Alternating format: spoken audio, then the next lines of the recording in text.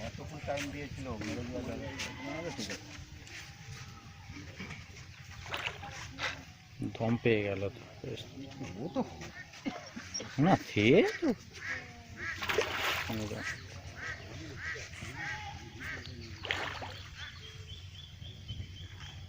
নে মার মার এখানে গাছ এইখানটা নে এবার কাটা ছাড়া ওই কাটা রাখ এখানে কাঁটা খুলে গেছে কাঁটা খুলে গেছে ও না এটা অন্য কাঁটা অন্য কাটা ওই কাটা কাটা খোলিনি এটা অন্য কাঁটা